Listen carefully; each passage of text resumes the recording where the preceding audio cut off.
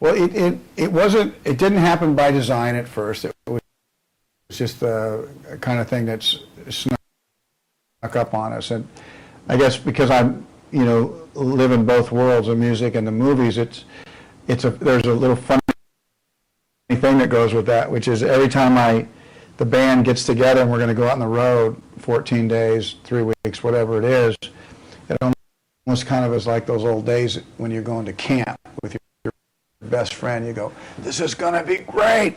We're going to go out there and we're going to write songs. We're going to play. We're all together. We'll write songs. We'll do that. And we never write any.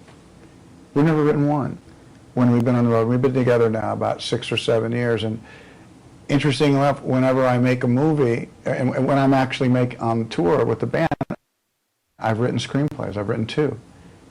So you play the music, and I get in the bus and I write a story, not music, and vice versa. When I'm making Hatfields and McCoys, all this music started just coming up inside me, and didn't know at first it was going to turn into a record. You start by writing one song, right, and then that song came out, and kind of somebody listens to it and they go, hey, not bad, and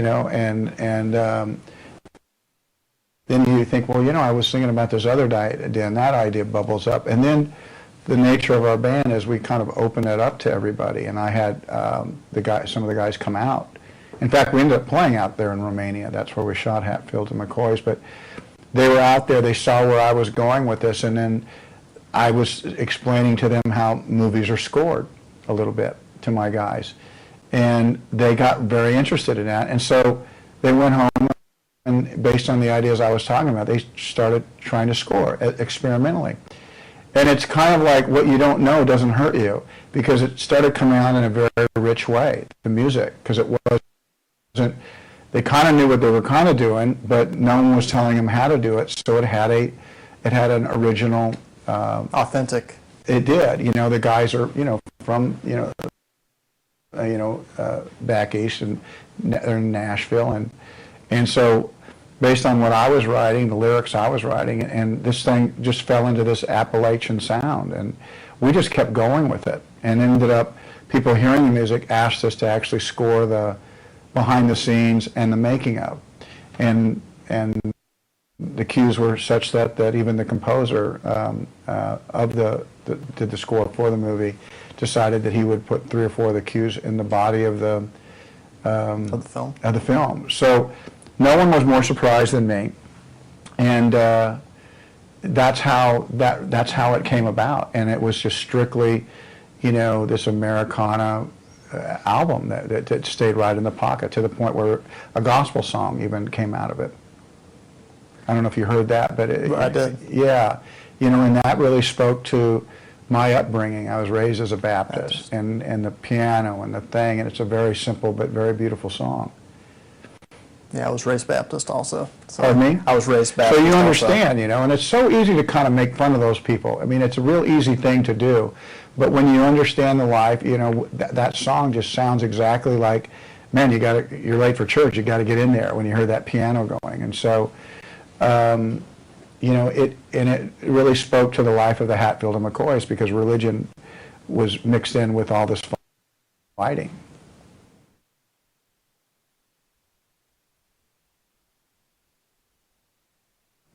It was great, and she earned her spot. She's a good songwriter in her own right, and she's a really good singer, and she had done that for us sometimes when we're on the road, come in and sing the girls' part sometimes.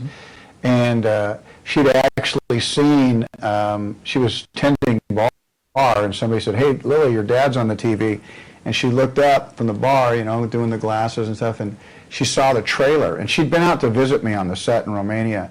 But she saw it, and she was like, she got really turned on.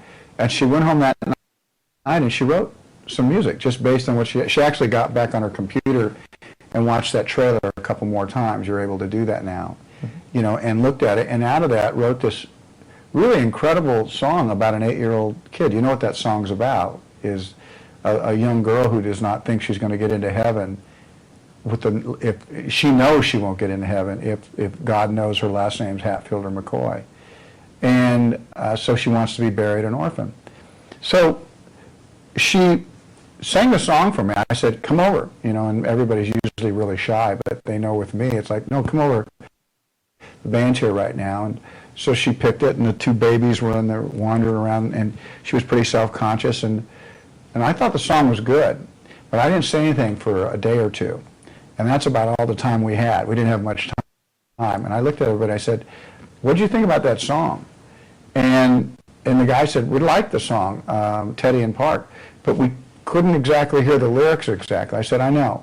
Let's get into the middle of that. And we did, and we loved the song, and Lily recorded it a cappella.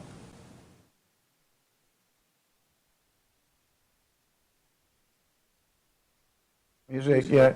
I'm proudest of my wife that she got rid of her fear about what music might do for me in terms of, putting me out there in the world. And she was the one that really encouraged me. So I was really proud of my partner, saying, I don't know why you don't do this again. And it was a 2-year process of her pushing me to do it. So I'm very proud of her and thankful to her, because it's been a sensational 7 years, not because we've achieved any fame or anything, but because I've been able to do what I wanted to do. And she helped me with that. I guess the second thing proudest was that we've stuck with it, and we haven't tried to use, we haven't tried to be out in front of anybody that we didn't deserve to be. I mean, there was a big call for me to go do television because there's a high curiosity factor there, and I haven't done it, and probably could have done it the last 6 years, and it's not important to me. What's important to me was something like Famous for Killing Each Other, coming out of left field. And I really loved that record.